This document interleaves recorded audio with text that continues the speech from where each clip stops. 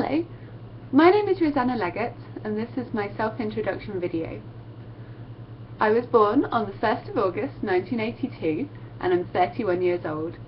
I'm from Hertfordshire, which is just north of London in England. I'm interested in travelling. I enjoy visiting new countries and meeting new people, and my hobbies include cooking, reading and watching films, especially at the cinema. I studied English literature and history at the University of Southampton, and I graduated in 2003 with a BA. After school, after university, I worked in retail for about 8 years, and working in Southampton and then up in Scotland. And then I decided to retrain, so I studied for my TEFL certificates, and then I was able to get a job teaching English in China.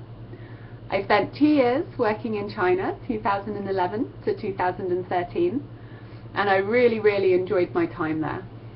I'm hoping that I will now be able to go and live for at least 1 year in South Korea. My time in China, I spent teaching a whole range of different ages and different class sizes and different locations. I spent the first year in the center of China in Hunan province, where I taught in a primary school and also in a middle school. And then in the second year, I taught in a senior high school in Jilin province, which is just to the north of Beijing. While in Jilin province, there's a really strong Korean influence there. Lots of Korean people have moved from North Korea up into Jilin province. And I really found I was enjoying the food and the people. I've always really liked Korean popular culture, movies and literature and music.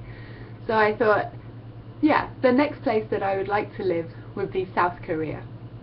And hopefully I will be able to do that soon. Ready to start, ready to go. It would be a really good chance for me to learn Korean. I learnt Chinese while I was in China, Mandarin Chinese, so I would like to be able to speak Korean as well. That would be useful, I think, in the future. It would also be an opportunity to see more about Korean culture firsthand, which would be really good. While in China, I was teaching, I tutored one-to-one groups, and I also taught classes up to the size of 70 in a class. So I'm absolutely happy teaching class sizes of 20 to 25. I also taught those classes without a classroom assistant, without anybody else in the class, so I'm perfectly happy to work with a class of about 20. I think that's a very good size. If I had a problem student, the first thing I would do would be try to establish why there's a problem.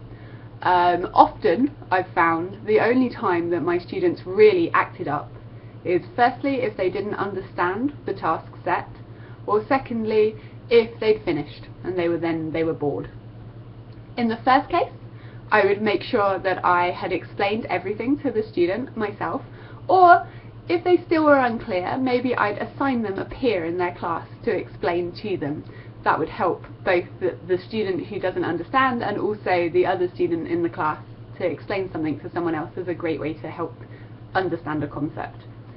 If they had finished the work, I always keep spare work ready, just in case people have finished sometimes the homework tasks, so it's an incentive to finish all the classroom work quicker. And then I would pass that out so that they are doing something useful and constructive in the lesson. If it's not either of these cases, then I would try and move the student first of all, maybe make them sit at the front of the class, or if there's a spot in the classroom for students who are distracted, and hopefully they'll be able to focus. If they still can't focus, then I would have to ask them to leave the classroom. In any of these situations, I would make sure the student and I had time to talk, either at the end of the class or after school or during a break, so that we can discuss the effects of how they've behaved on the other students and on their own learning. I think it's very important that the student understands that there are consequences for their actions, and that there will be things will happen if they misbehave in my class.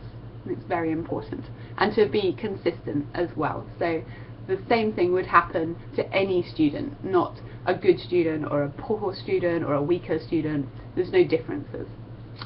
With regards to classroom techniques, I think it's the most important that the teacher is the centre of the class. Anytime I want to speak, everyone else should be silent and they should be listening.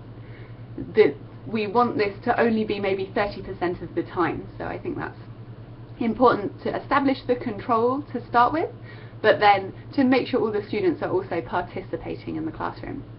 To do this, I think the first lesson, the first part of the very first lesson, the first time that we meet, will be used to go over the classroom rules, which include raising your hand when you want to speak, not speaking when others are speaking, this sort of thing. Then within my lessons themselves, it's so important to have a lesson plan that is detailed with aims and objectives for the class, and also with timings for how long things are going to take, and then also with additional tasks and homework. So if we finish, if my task is easier than I realised, or if my class is more up to speed, then we still have things to move on to.